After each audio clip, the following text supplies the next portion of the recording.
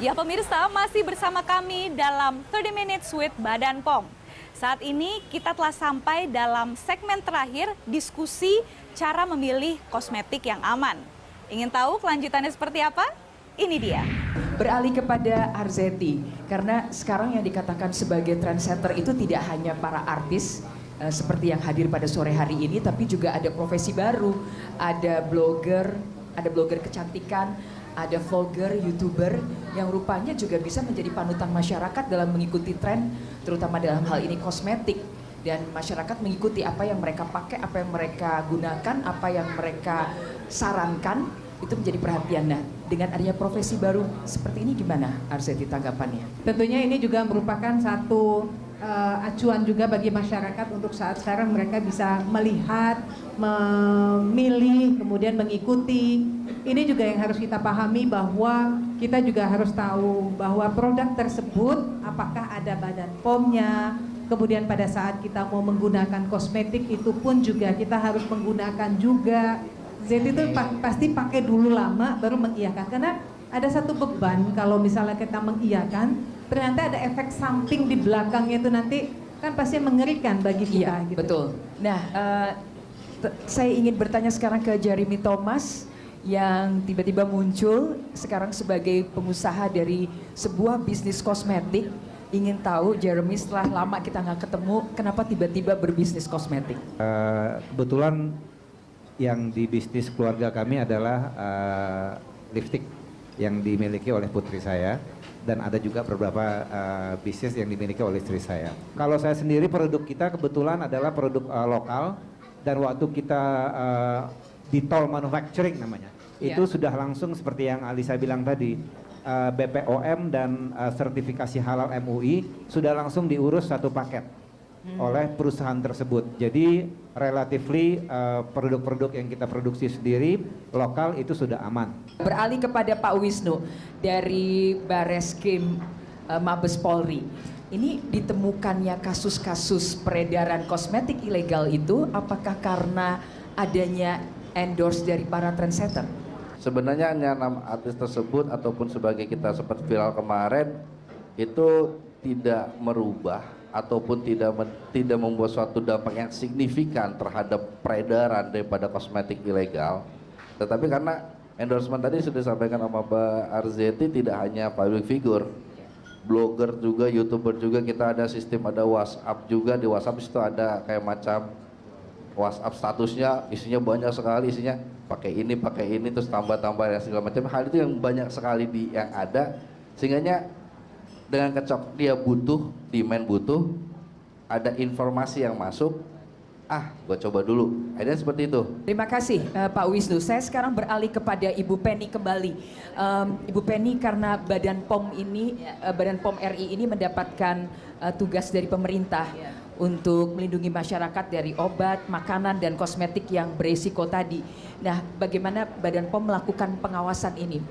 Tugas dari Badan POM dalam pengawasan itu selain melindungi masyarakat adalah juga melindungi, tadi betul, melindungi dunia usaha, yang membantu, mendorong, mendukung, dan melindungi dunia usaha. Pertama, dengan kami melakukan penindakan pada para penjahat, ya, yang kami lakukan penindakan itu bukan pada industri-industri yang memang legal, ya, yang sudah guna cara produksi kosmetik yang baik, ya, dan produknya berarti legal, tapi bisa jadi kemudian kalau ini adalah masalahnya mengiklankannya, gitu ya, mungkin berlebihan.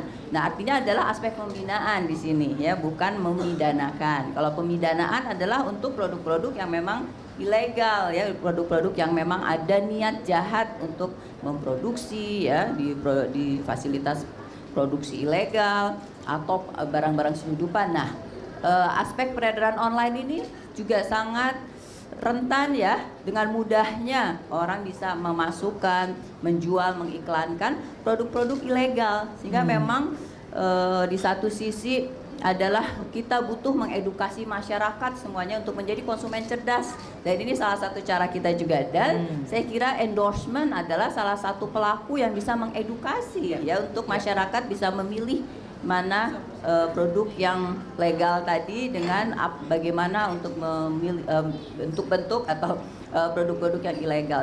Jadi saya ingin beralih kepada Pak Dede Yusuf.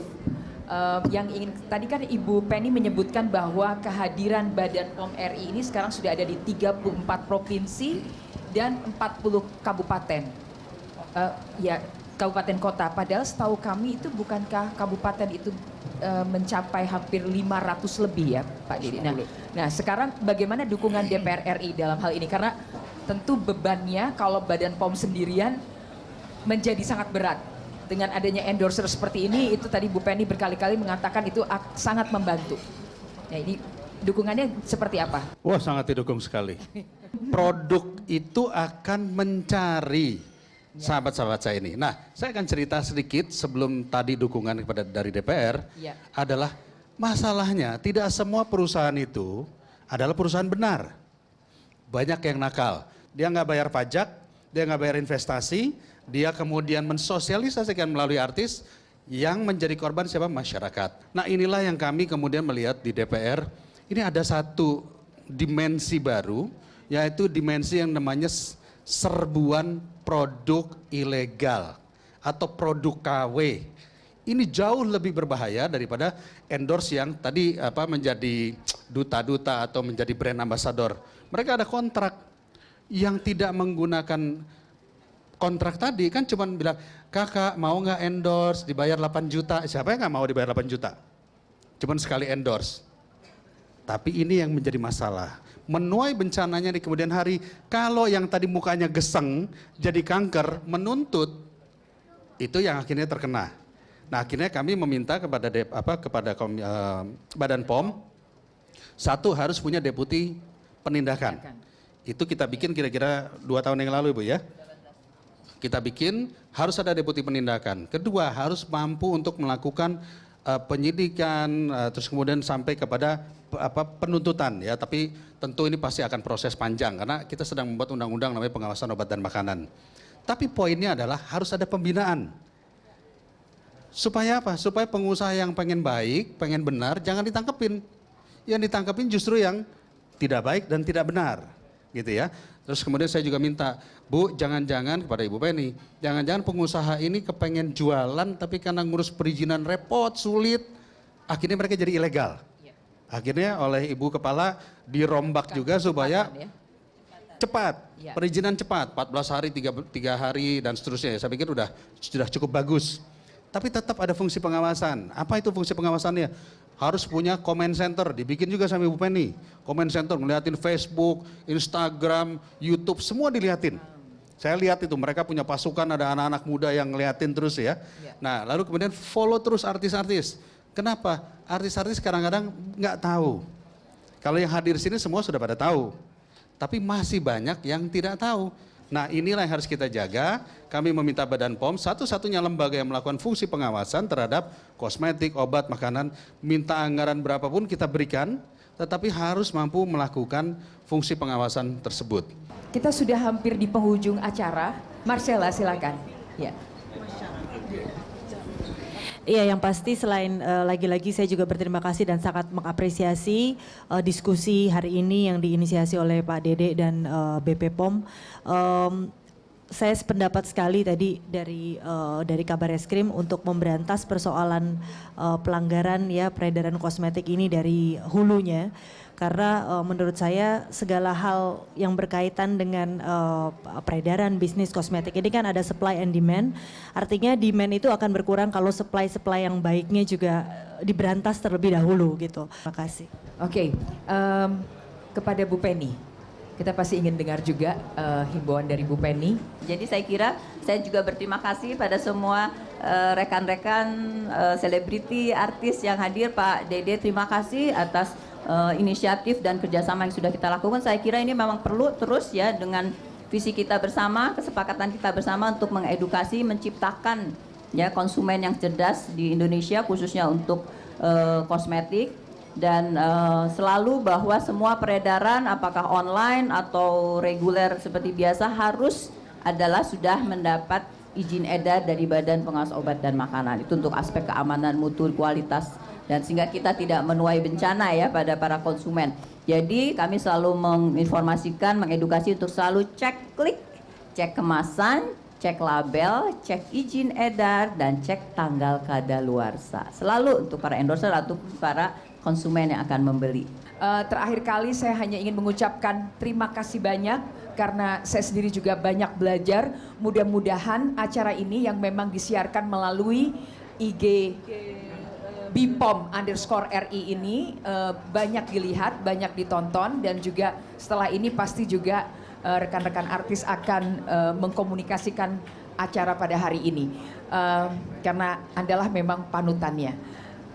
Ada yang mengatakan bahwa cantik itu datang melalui hati, memilih kosmetik yang aman itu melalui cek klik.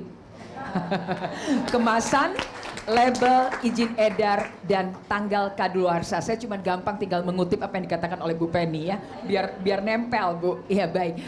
Terima kasih rekan-rekan media. Wassalamualaikum warahmatullahi wabarakatuh.